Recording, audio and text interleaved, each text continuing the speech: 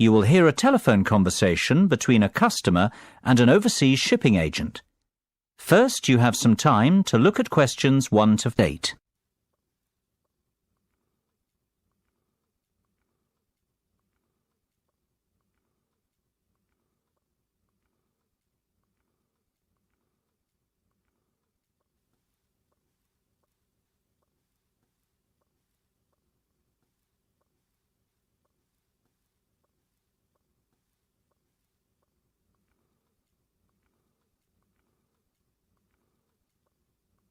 You should answer the questions as you listen, because you will not hear the recording a second time.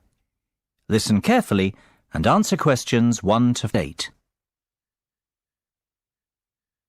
Good afternoon, Denham's Shipping. How can I be of service? Well, I wish to inquire about sending a container of personal items from the UK to Ireland. No problem. Would you like me to give you an estimate of the cost? Yes, please. Well, first of all, may I take your details? Of course. My name's Tim Lafferty. Could you spell your surname for me, please, Tim? Yes, it's Lafferty. Lafferty. Thank you, Tim. Now, where would you like us to pick your container up from? My university, if possible. OK. Let me make a note of the address. It's Abbeyfield University. Is that Abbeyfield?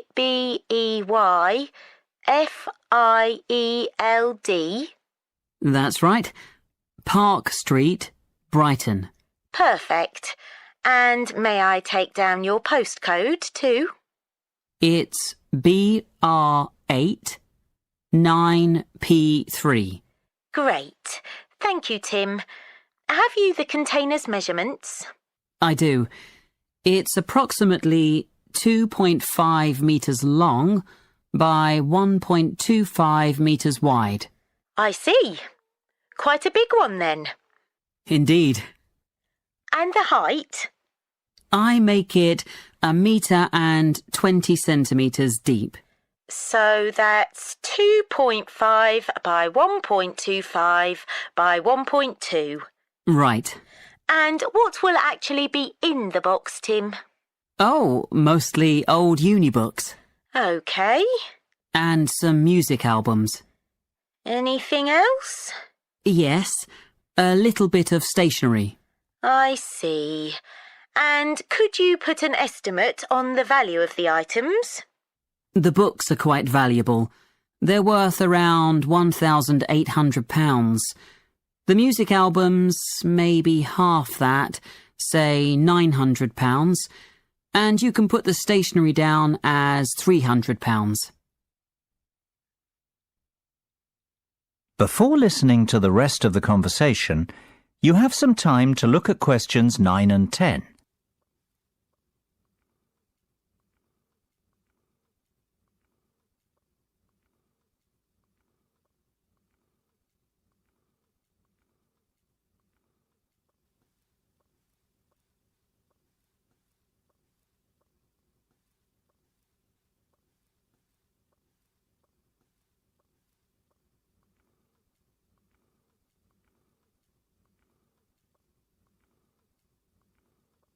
Now listen and answer questions 9 and 10. OK. And will you be purchasing contents cover from us also? I'm not sure what you mean. Sorry, let me explain. Because your items are worth more than £2,000, we recommend that you purchase insurance to cover yourself in the event of damage or loss. Makes sense. What are my options? Well, we offer 3 insurance deals: the premium rate, standard rate and economy rate ones. Premium offers full cover in the event of loss, damage or theft, which means you would be provided with the full cost of replacing your belongings. What about standard and economy?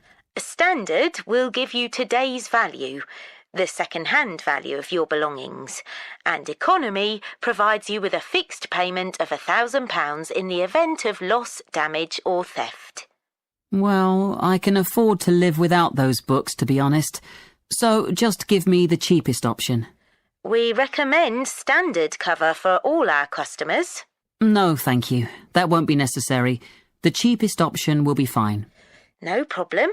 And one last thing, will you be needing delivery at your office, at your house, or do you intend to pick up your container at the port? Home delivery would suit me best, I think. We'll get that process for you. That is the end of part 1. You now have half a minute to check your answers.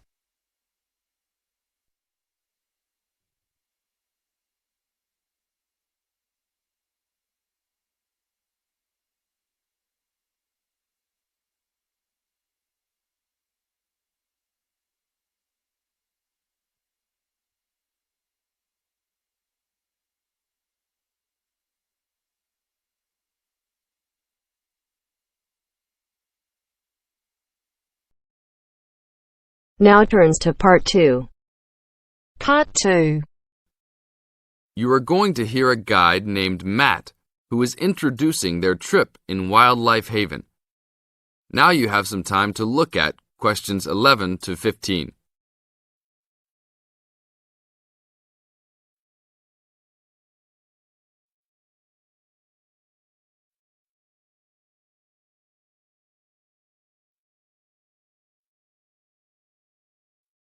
Now listen to the first part of the introduction carefully and answer questions 11 to 15. Well, good morning, everybody. My name's Matt, and I'm one of the 3 guides here at Wildlife Haven.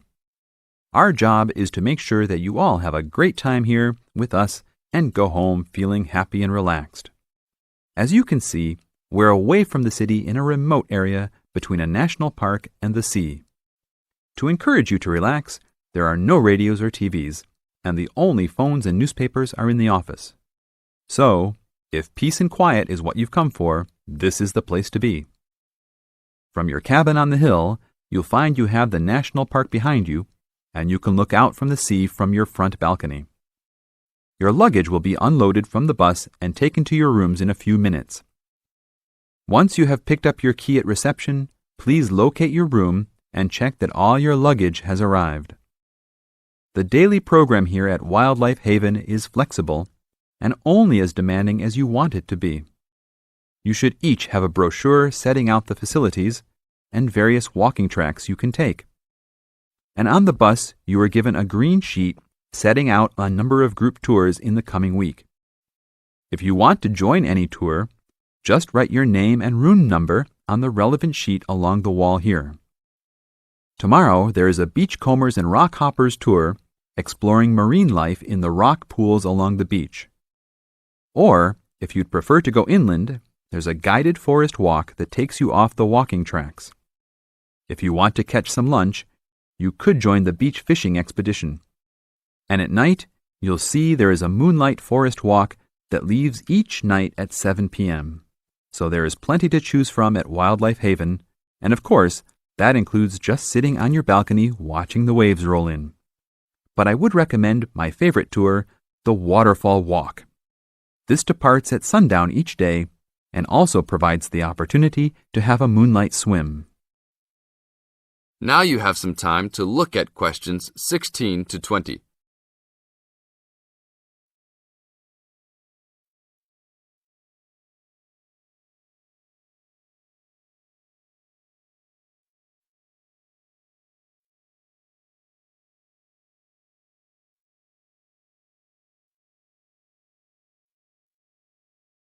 In the second part of the introduction, you are going to get some advice from Matt.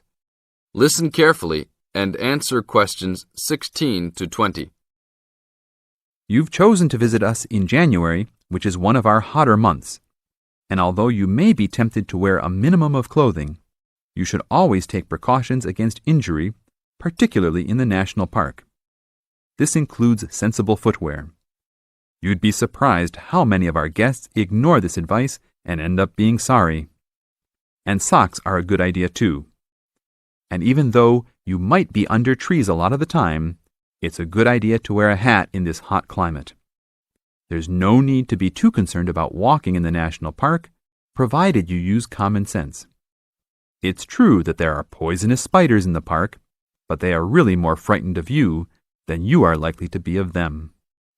I should also warn you against eating any wild berries. Some are edible, but you should avoid them all. We'll provide all the food you can eat. Well, that's about all for now. Dinner is from 6 to 8 p.m. in this building.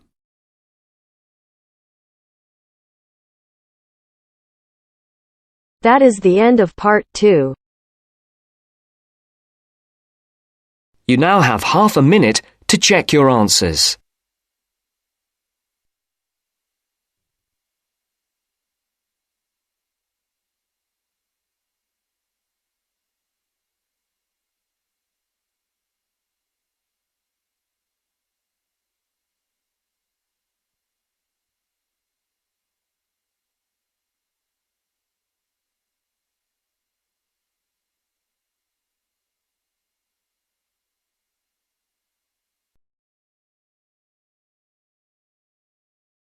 Now turns to part 3. Part 3. You'll hear a conversation between Astrid and Henry about the lecture they've just heard. First, you have some time to look at questions 21 to 24.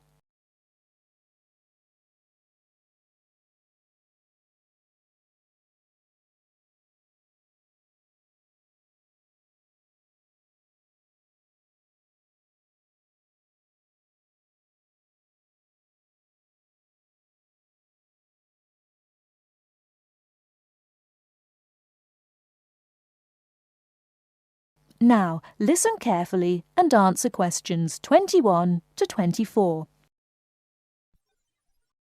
Henry, don't you think Dr. Adams' lecture was really very good? He could talk about the telephone directory and make it interesting. All his lectures are like that, Astrid. He's just one of those people. I wish we had him as our tutor. I bet you that he is very demanding, though. Boris is in his tutorial group and agrees that he is brilliant, but he puts them under a lot of pressure. But don't you think that's good? Perhaps. Anyway, he's interesting and rather funny. Did you take lots of notes in the lecture? Yes, actually I did. In fact, several pages. I didn't think I had taken so many. I was that busy listening to what was being said that I didn't take many notes. Can I photocopy yours? I don't think that's such a good idea.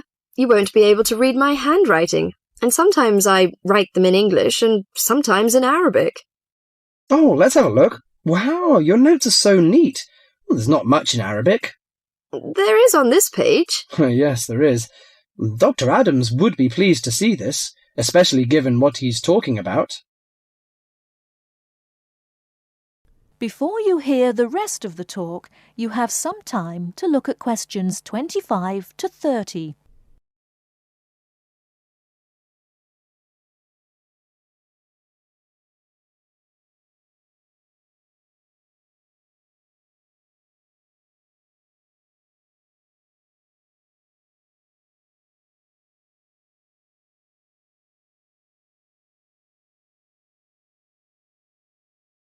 Now listen and answer questions 25 to 30. Don't you keep careful notes? Sometimes. It depends on the lecture. I don't think I'll forget Adams's lecture today, but some of the details will fade. I type up everything afterwards, so you can have a copy then, and you can fill in anything I've missed.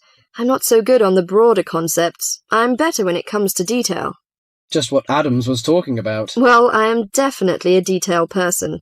I need to have everything written down before I can get the concepts clear in my head. And I am the complete opposite. I find all the detail clutters up my mind, and I get very frustrated, which was just what he was on about. He mentioned a book he had written. He mentioned several. The one on space and the individual. Yes, called My Space. It's on the book list. So it is. I think I'll get that out of the library, or get my own copy. Did you get what he said about spatial awareness? I didn't really. Yes, it was fascinating. I can't be as eloquent as Adams was, but I know several people who are frighteningly intelligent, but they have difficulty reading simple directions, even when getting to places that they know very well. I find that difficult to understand. Everyone learns the way to walk to the shops and things like that. You mean just the way people learn spelling? You know, people misspell words, make mistakes in countless areas of their lives, and going in the right direction is just the same. Remember what Adam said about the number of people who cannot tell left from right, north from south, and so on? Do you know which way is north? It's that way. You see, I couldn't have told you that. Really? I haven't a clue which way is which. That's why I'm always getting lost when I go out on my bike. And put me in a completely new place and I am totally lost. What about maps? Oh, I'm hopeless at reading them. But then you're brilliant at writing essays and getting all the ideas down in the right order, and I don't know where to start. Again, just what Adams was talking about. What we need to do is combine our skills. You teach me to cope with detail, and I'll teach you how to string concepts together. Okay, we can do that. That is the end of part 3. You now have half a minute to check your answers.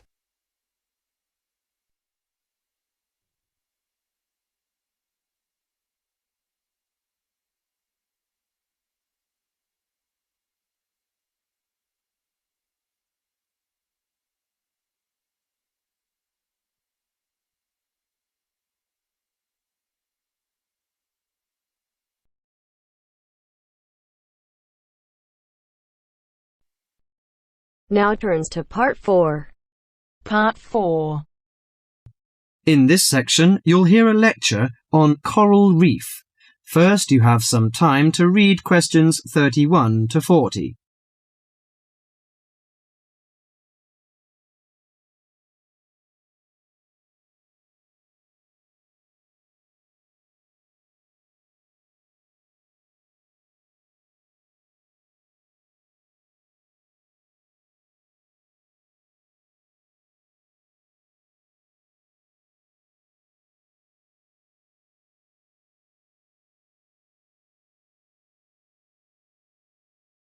Now listen carefully to the lecture and answer questions 31 to 40.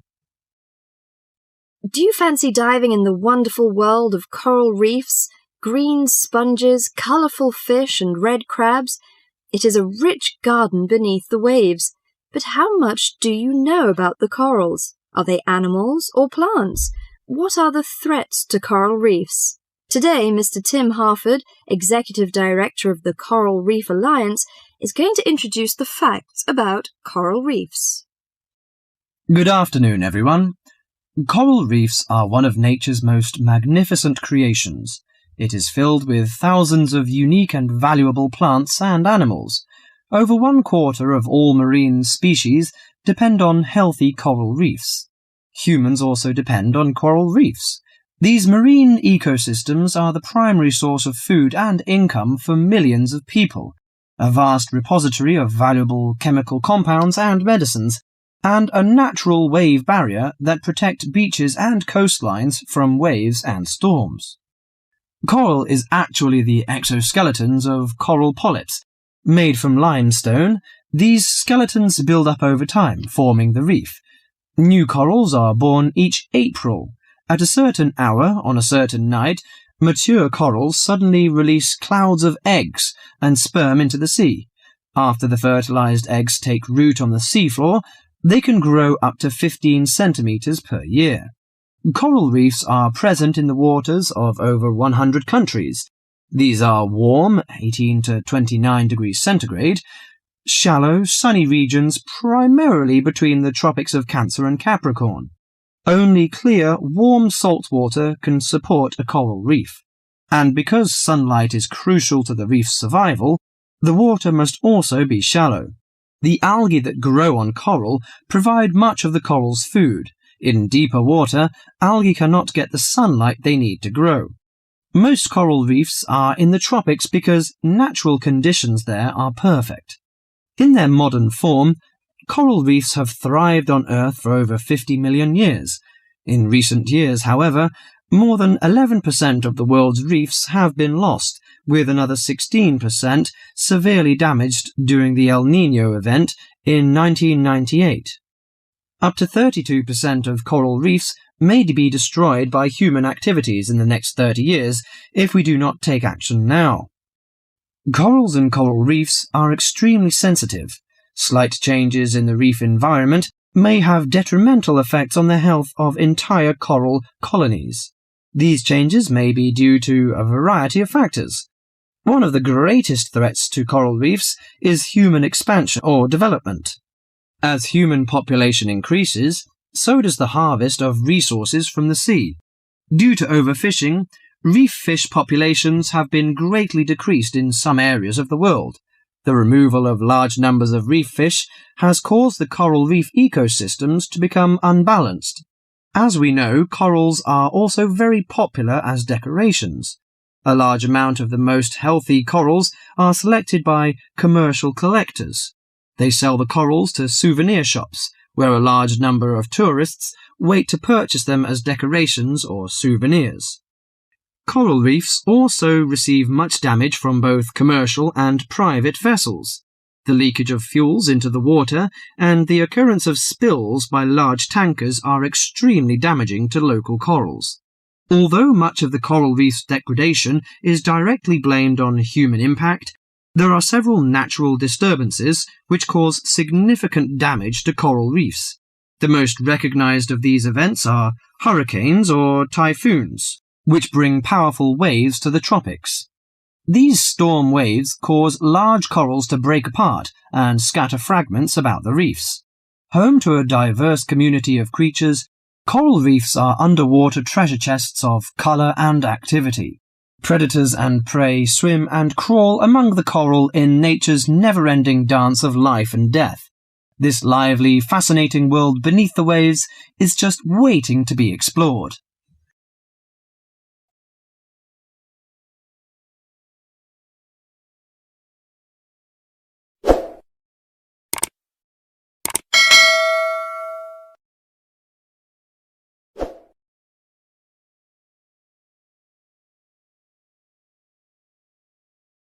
Thanks for watching. Here are other 2 videos. You can watch them as well. And if you haven't yet subscribed my channel, please subscribe it and hit the bell icon for my upcoming videos and share these all videos among your friends.